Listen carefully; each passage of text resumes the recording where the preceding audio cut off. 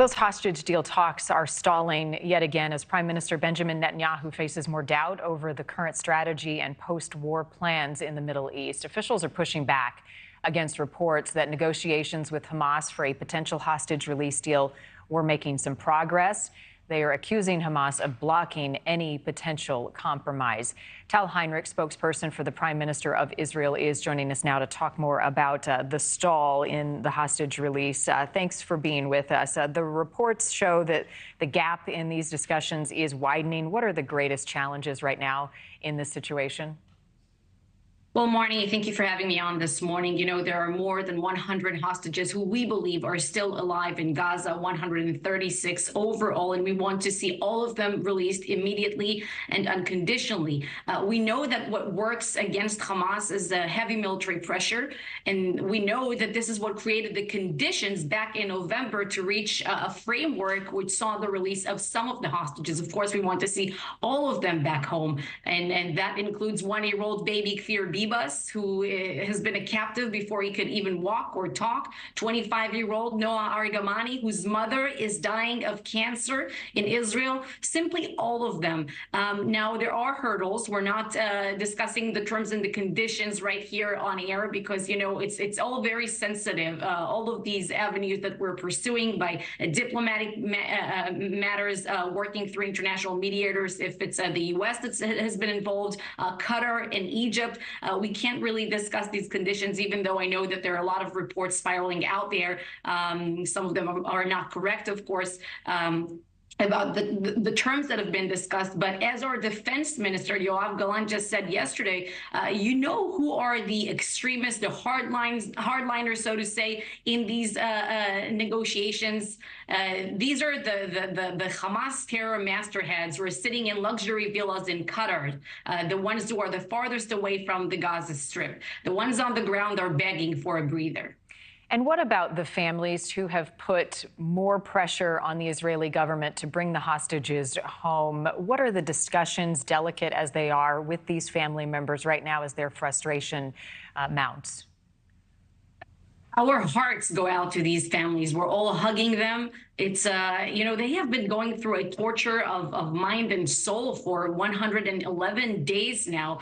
They're dying, worrying, you know, deprived of sleep. It's an impossible situation. There's not a day that goes by in which the plight of the hostages is not the top of mind for everyone in Israel. That's including the prime minister, the government, and our soldiers on the ground. The prime minister has met with some of these families earlier this week, and he promised them that the government is doing everything within its powers to try to bring to the release of more hostages, as we did in November. Still, one major sticking point for Benjamin Netanyahu is that he says he will not compromise on full Israeli control, and the only option is complete victory. How can a deal be brokered with terrorists, as Hamas is, with that in mind, with Israel's objective ultimately? You're talking about the day after in Gaza? Correct. Or even brokering a deal now, given the fact that the ultimate objective is eliminating Hamas completely.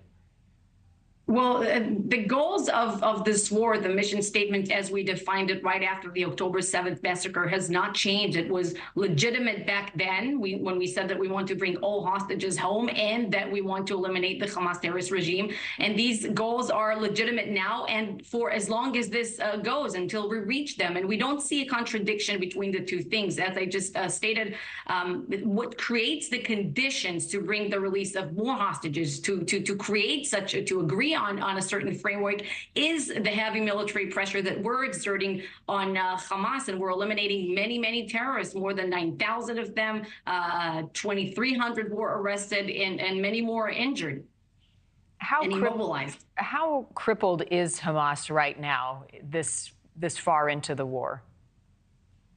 So in the northern part of the Gaza Strip, they are no longer in control as an organized war machine, so to say. The IDF is focusing its operation right now in the central parts of the Gaza Strip and in the area of Khan Yunis in the south, where we encircled the city. This city is key for our operation, key to guaranteeing Israel's security. As I said, we eliminated a lot of their terror terror manpower and also terrorist infrastructure, but there's still a lot to be done. How closely, Tal, is Israel working with the U.S. government on diplomatic measures right now? Again, you mean for the day after in Gaza? Because right now we're focusing on, bringing an end to the Hamas terrorist regime, their military wing, and so to say. And there's no daylight between Jerusalem and Washington. We are in what pertains to the goals of this war and also what we want to see in Gaza after this war. We all want to see the hostages back, that Hamas rule will be no longer, and that Gaza will never, ever pose a terror threat to us again. We all want the same things. And I understand, I think what I'm trying to get at here is I understand the focus is the hostages and the fighting that is ongoing, but don't you also have to talk about the future long-term solution for Gaza to try to bring this fighting to an end and get the hostages home? Aren't the two intrinsically tied together? Of course, we want to talk about political horizons, but the right conditions have to be in place if we want to talk about a durable, sustainable peace down the road. You see, we say that Gaza must be demilitarized and that the Palestinian society must be de-radicalized if we want to talk about practical solutions and ones that will last, not just empty slogans, because we, the Israelis, have always wanted peace. We said yes to peace every time it was offered since 1937. The other side was the side that said no, and every time we on our end made more concessions, cut more slack to the Palestinians, made territorial withdrawals and gave them economic incentives, it was answered with more bloodshed, more buses exploding in our cities after the Oslo Accords. After we withdrew from Gaza, we got the missiles raining on our communities, and when we allowed in more economic incentives and money that funneled in for fake rehabilitation efforts in Gaza, as it appears,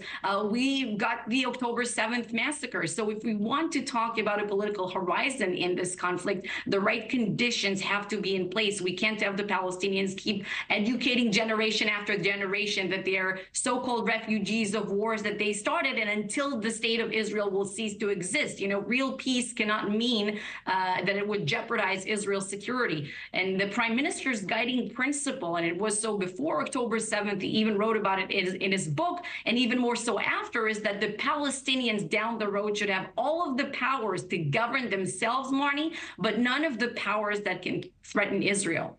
Understood. Tal Heinrich, thank you as always. Thank you.